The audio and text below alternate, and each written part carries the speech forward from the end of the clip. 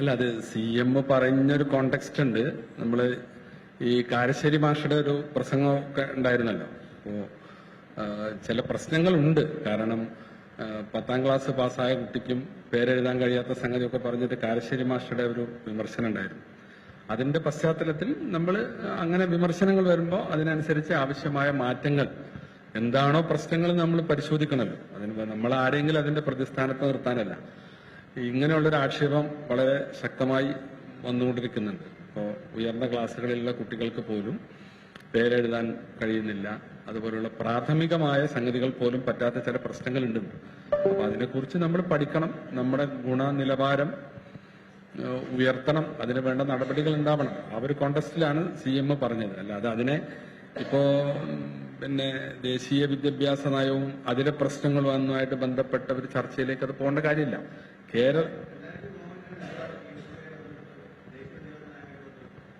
അല്ല, അത് ഞാൻ ഇതിനു മുമ്പേ പറഞ്ഞതാണല്ലോ. ഇതൊരു UDFന്റെ ഒരു നയപരമായ തീരുമാനം വരും, വൈകാതെ വരും. അതിൽ ചർച്ച നടന്നുകൊണ്ടിരിക്കുകയാണ്. അതൊക്കെയാണ് അതിൽ. ഇനി അത് ഞാൻ ആവർത്തിക്കുന്നില്ല, നമ്മൾ ഒരിക്കൽ പറഞ്ഞ കേസാണ്.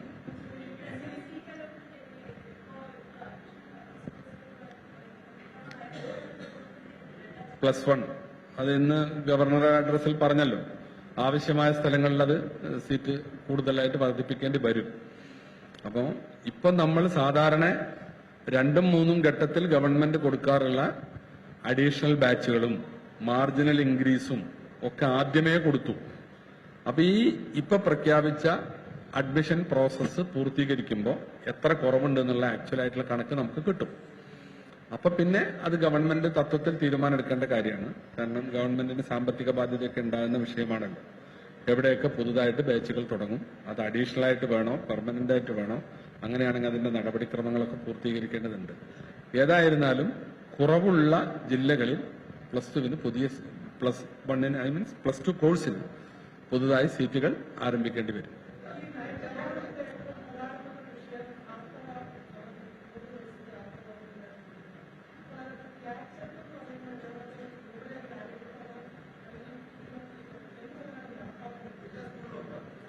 അല്ല, അതിന്റെ വിശദാംശങ്ങൾ വരാനിരിക്കുന്നതേ ഉള്ളൂ. നമ്മളൊരു നയപ്രഖ്യാപനത്തിൽ വിഷയങ്ങളുടെ ഒരു ആമുഖമാണല്ലോ പറയാം. ഇനി അതിന്റെ വിശദാംശങ്ങൾ വരും.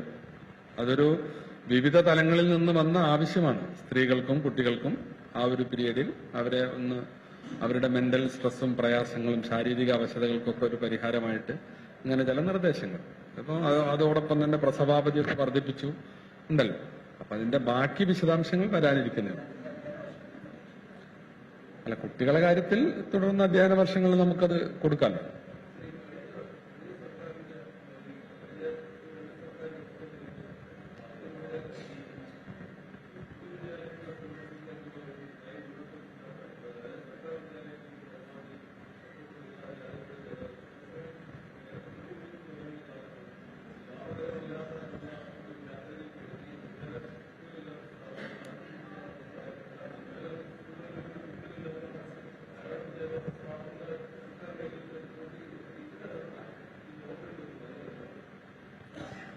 അല്ല, പൊതുവിദ്യാലയങ്ങളെ പരമാവധി ശാക്തീകരിച്ച് മുന്നോട്ട് പോകുക എന്നുള്ളത് തന്നെയാണ് നമ്മുടെ ഈ കാര്യത്തിലുള്ള നയം.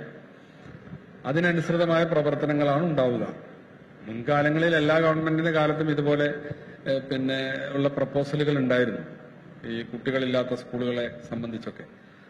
ഏതായിരുന്നാലും അത്തരം സ്കൂളുകളിൽ കുട്ടികളെ വർദ്ധിപ്പിക്കാൻ പൊതുവിദ്യാലയങ്ങളിൽ ഉള്ള നടപടികളാണ് നമ്മുടെ ഭാഗത്തുനിന്ന് ഉണ്ടാവുക. അപ്പൊ ഞങ്ങളൊക്കെ മണ്ഡലങ്ങളിൽ തന്നെ അന്ന് അതിനൊരു പ്രത്യേക പേര് വിളിച്ചിരുന്നു, ഈ കുട്ടികളില്ലാത്ത സ്കൂളുകളെ. അതൊക്കെ പിന്നീട് 10ഉം 20ഉം കുട്ടികളുള്ള സ്കൂളുകൾ 10ഉം 100ഉം 150ഉം കുട്ടികളുള്ള സ്കൂളുകളായി 4-5 കൊല്ലം കൊണ്ട് തന്നെ മാറ്റി രൂപാന്തരപ്പെടുത്താൻ സാധിച്ചിട്ടുണ്ട്. അപ്പൊ അത് കഴിയും.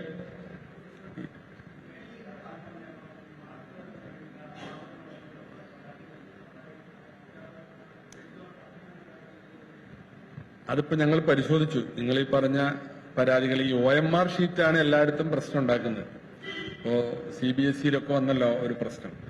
അപ്പൊ അതിലുണ്ടായ ചില പ്രശ്നങ്ങളാണ്. അങ്ങനെ പരാതി ഉള്ളവർക്ക് അത് പരിഹരിച്ച് പോകും. എന്റെ ശ്രദ്ധയിൽ തന്നെ ഒരു 8ഓളം അപേക്ഷകൾ വന്നു.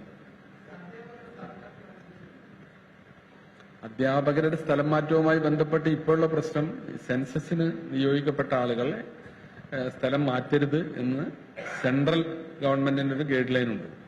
അപ്പൊ അത്തരം ആളുകളെ മാറ്റിയിട്ട് വേണം ആ ലിസ്റ്റ് പുറത്തു വരാൻ. അതാണ് അതിലെ പ്രശ്നം.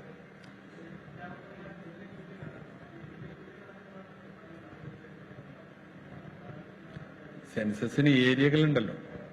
അപ്പൊ അതുകൊണ്ട് അങ്ങനെ സെൻസസ് ഡ്യൂട്ടിക്ക് നിയോഗിക്കപ്പെട്ടവർക്ക് സ്ഥലം മാറ്റം പാടില്ല എന്നാണ് ഗൈഡ് ലൈൻ. അപ്പൊ നിങ്ങൾ പറഞ്ഞ പോലെ ജില്ലക്കുള്ളിലാണെങ്കിൽ വേറൊരു സ്കൂളിൽ വർക്ക് ചെയ്തുകൊണ്ട് ഈ ജില്ലയിൽ ഇത് ചെയ്യാൻ പറ്റുമെങ്കിൽ അത് നമുക്ക് പരിഗണിക്കാവുന്നതാണ്. മറ്റു വകുപ്പുകളിൽ അല്ല, അങ്ങനെ പറ്റില്ല. അതിൽ നമുക്ക് മാത്രം അല്ല, അത് പൊതുവിൽ എല്ലാവർക്കുള്ള നിർദ്ദേശമാണ്.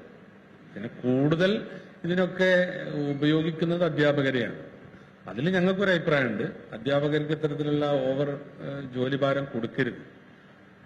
സെൻസസ് വന്നാലും വേറെന്തെങ്കിലും വർക്കുകൾ വന്നാലും മറ്റു സാമൂഹ്യമായ സർവേകളോ ഒക്കെ വന്നാലും അതിലൊക്കെ അധ്യാപകരെയാണ് ഉപയോഗിക്കുന്നത്. സത്യത്തിൽ അതൊരു നമ്മൾ കാലങ്ങളായി ചെയ്തു വരുന്നതാണ് കേട്ടോ. ഞാൻ ആരെയും കുറ്റപ്പെടുത്തുകയല്ല. കാരണം പെട്ടെന്ന് ഉപയോഗിക്കാൻ പറ്റുന്ന ഒരു മേഖല എന്നുള്ള നിലക്കായിരിക്കാം. പക്ഷെ അത് നമ്മുടെ അധ്യയനത്തെയും വിദ്യാഭ്യാസത്തെയും ഒക്കെ ബാധിക്കുന്നുണ്ട്.